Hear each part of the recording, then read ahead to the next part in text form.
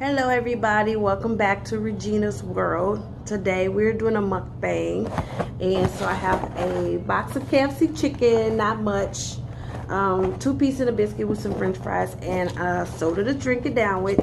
Put my hair up to get it out of the way. I'm a little greasy because, as you guys know, I have psoriasis, so my face is a big issue from time to time, so I have to grease up so I look like a grease ball. But we're going to ignore that and continue on with the topic of the day. And the topic of what I wanted to talk about is bipolar.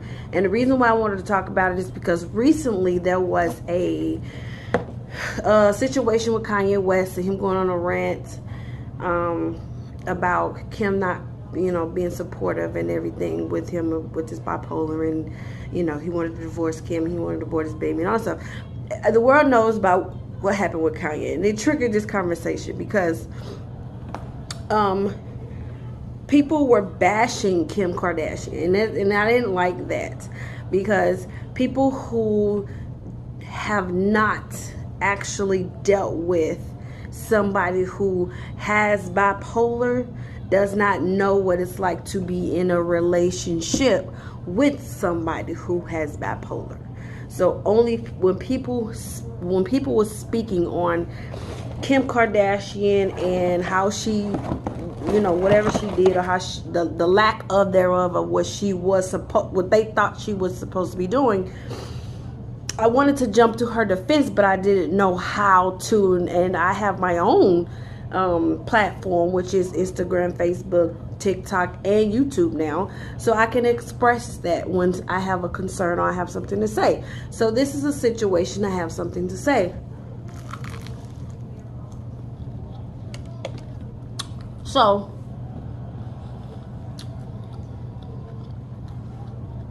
I'm gonna use my own experience. First, before I even go there, people has been in Hollywood slowly being diagnosed with bipolar over time. Britney Spears, Kanye West, I think it's Demi Lovato, she has bipolar. It's a few other people in Hollywood that has been diagnosed with bipolar, right?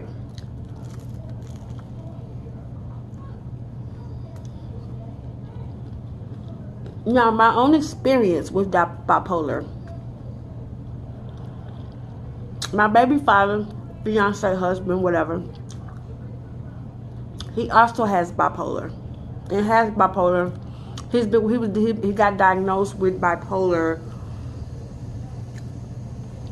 I think it was 2007 or 2008, because I don't think I had my son yet. But I know I was pregnant with my last son, so it had to be 2008, maybe 2007, going into 2008. And but when I met him, he was always, he had signs, but I was 18 when I met him, so I didn't know what it was. I just thought he was just a weird sleeper. He never slept at night.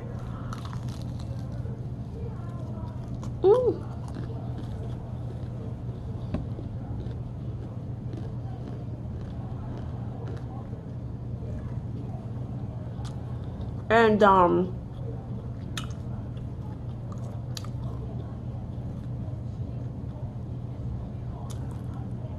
yes, and his sleeping patterns was never the same.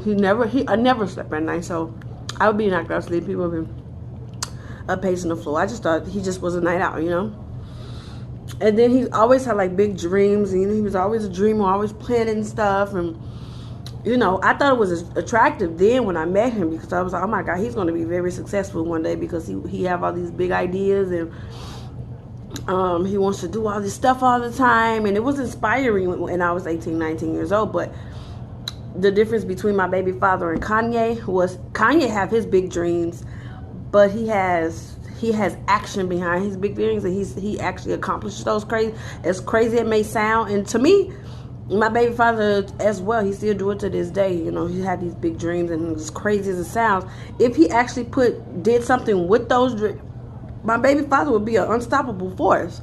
But my baby father, and the way Kanye handled things and the way my baby father handled things is a little bit different.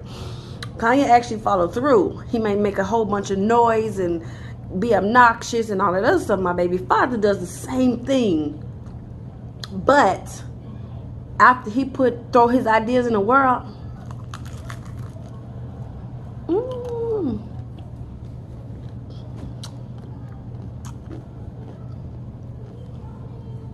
He don't follow through with it. He's just like, he literally like, forget him tomorrow. He'll go into a manic phase and be on the phone and look like he's handling a whole bunch of business, but then after his manic phase is over, it goes down, it goes away. He ain't talking about it no more. So, speaking of that, but fast forward, when he actually got diagnosed with bipolar, he was really in a manic phase. Now I'm explaining like a person who's not bipolar, looking at somebody who's bipolar.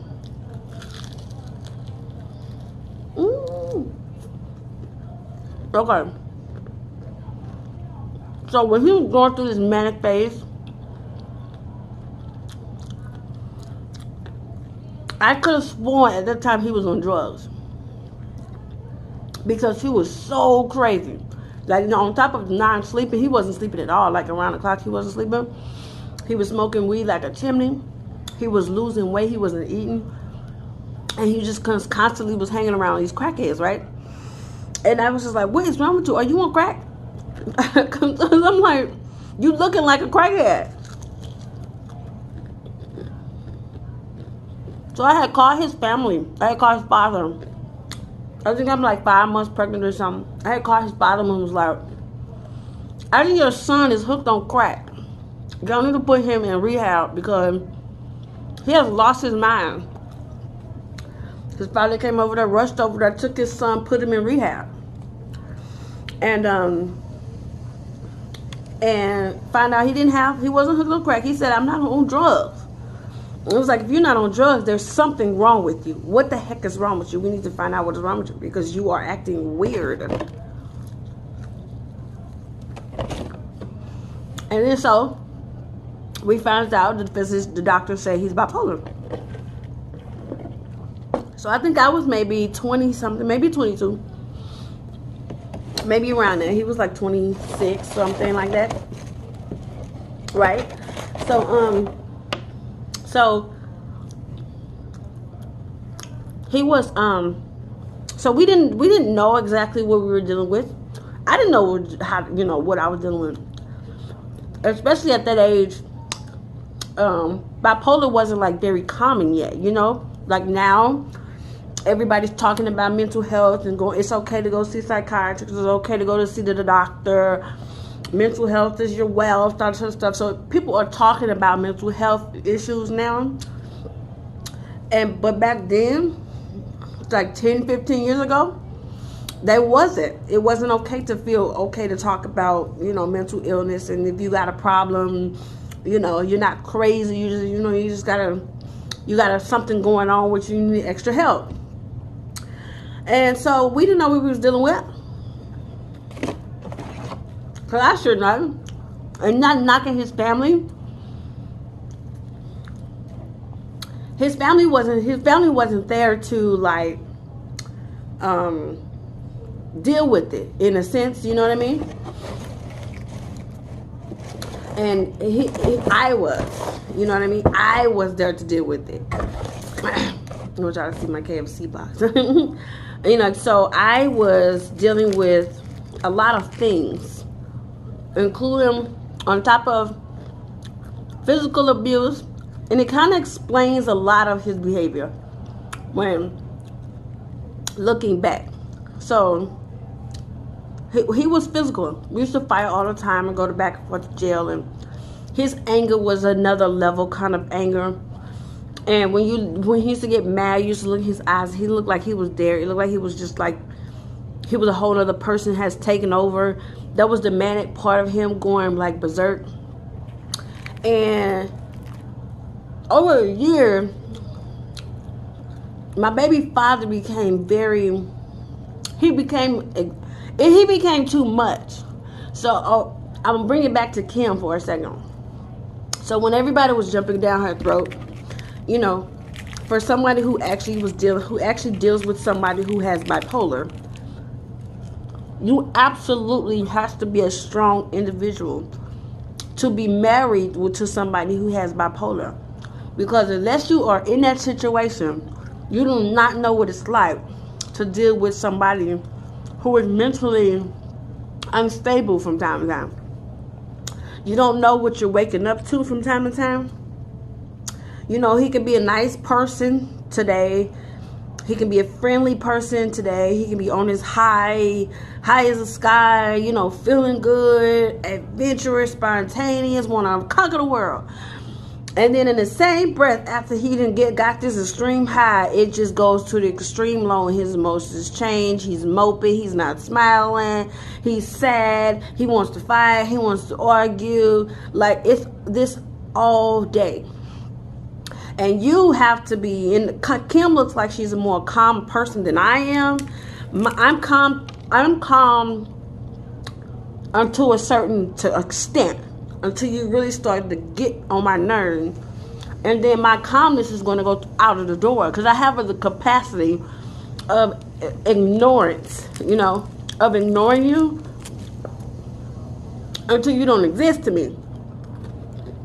I have mastered that. Like, you're not that important to me. Out of my life, whatever. I don't even know how to speak to you again. I have mastered the art of ignoring. But when somebody is steady picking at me, because I'm a hothead, but it takes me a minute to be a hothead. Because I'm more or less a pretty friendly person. I'm like, so, I don't like conflict. But if you bring me conflict, then you're going to get the conflict. But I don't personally like walking around, you know, want to have conflict.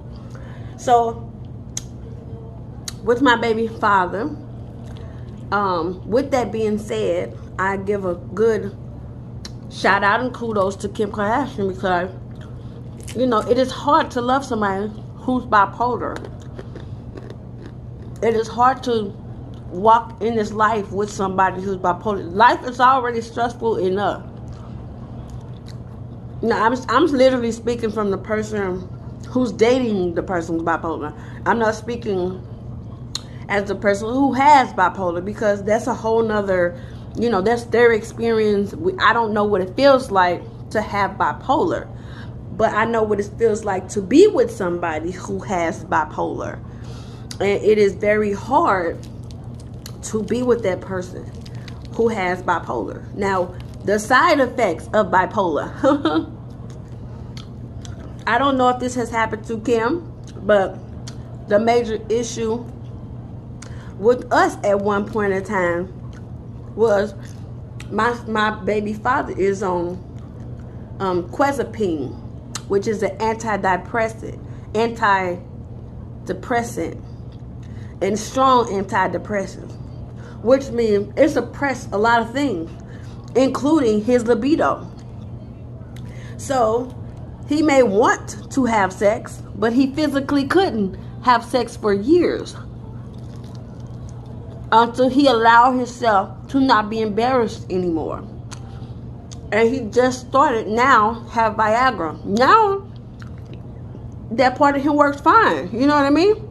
But it took him like 3 years to accept. You need some extra help. So I don't know if Kim Kardashian has that issue with Kanye, but I wouldn't be surprised if she does.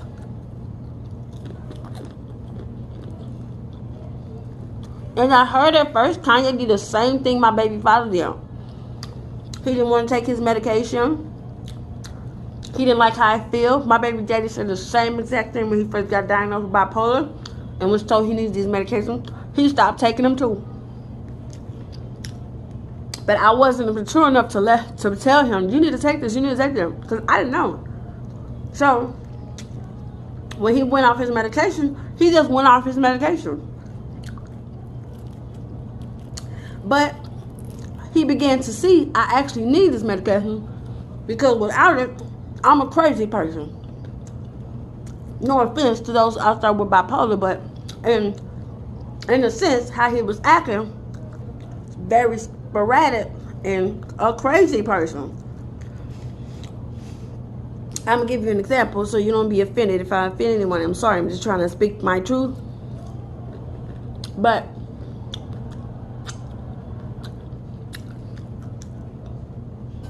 There have been times when my baby father, I felt bad for him at one point in time. I thought it was cute that he loved me so much, but then I became, at one point, I began to think it was a sickness. I'm like, you are obsessed with me or something. Like, why can't you move on with your life? Like, I don't know if that's a thing of bipolar, but the obsession part, I don't know if Kim, I wish I could actually physically talk to Kim about her experience, but my baby father obsession point became to an all-time high at one point. Like, it was an all-time high.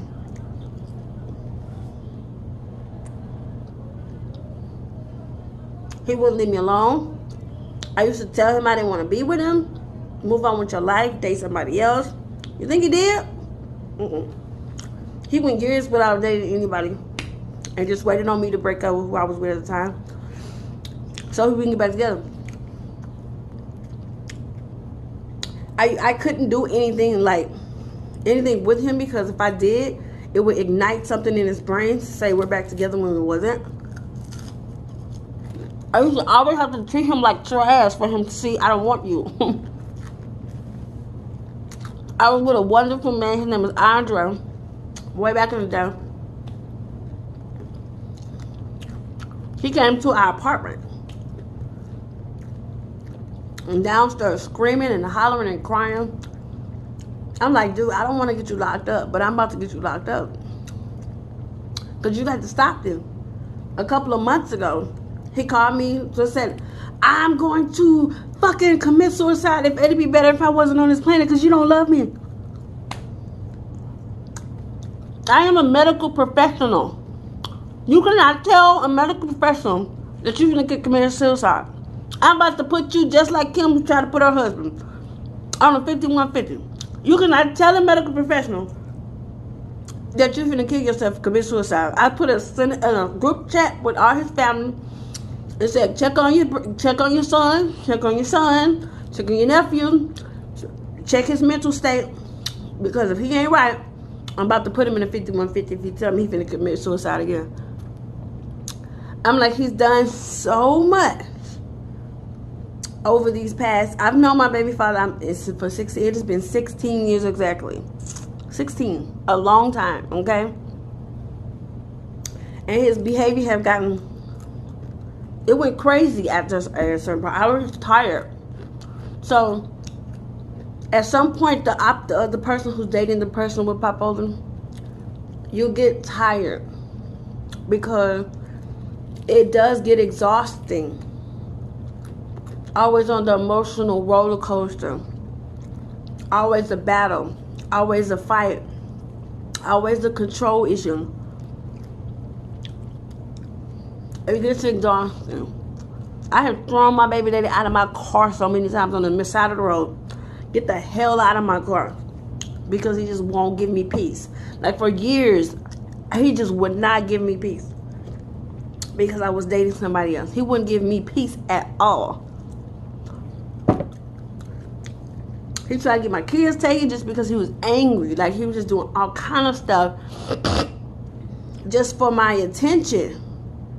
Just for my attention. That's the kind of mania that you go through. It doesn't sound extreme, but being in it was extreme.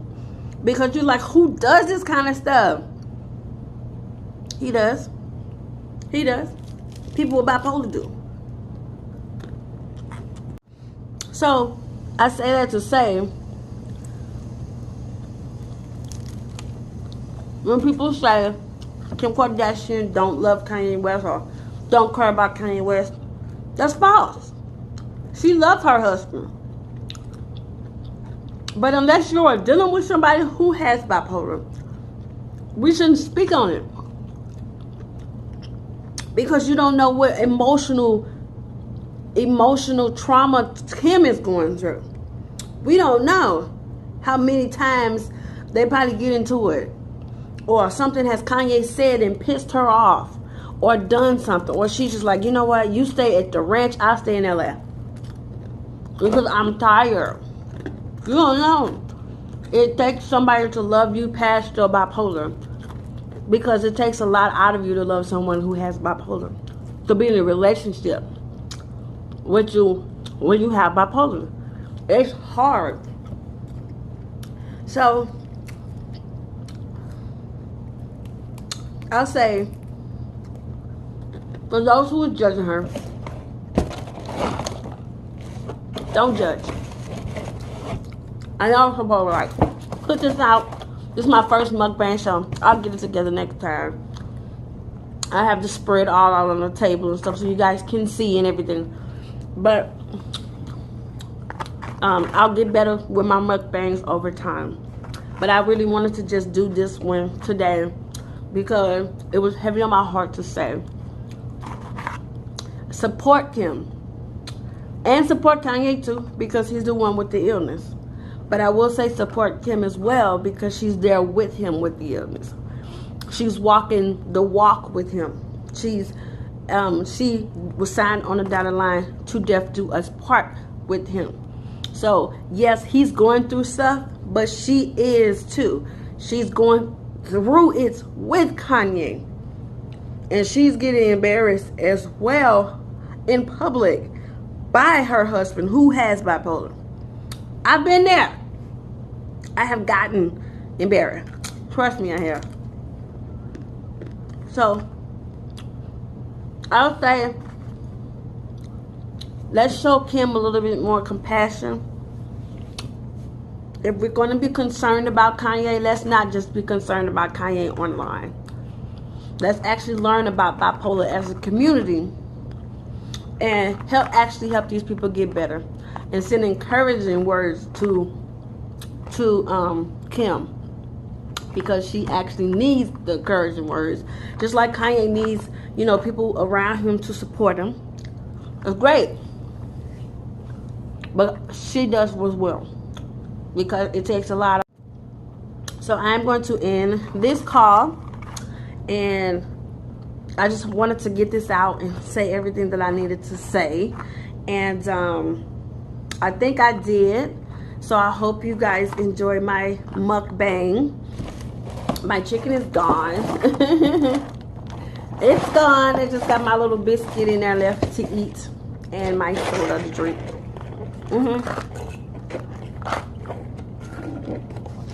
A few more fries and then I'll be done. But anywho, thank you again for joining Regina's World. Next time I do a story time, I don't know what it's gonna be about. It probably actually gonna be a continuation of this video. How did I live with being with somebody who I couldn't have sex with for 3 years? Yeah, that should be interesting.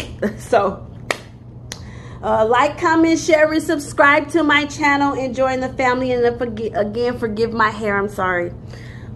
This will be coming down really soon. Again, so like, comment, share, and subscribe. And I will talk to you guys in the next vlog. Bye.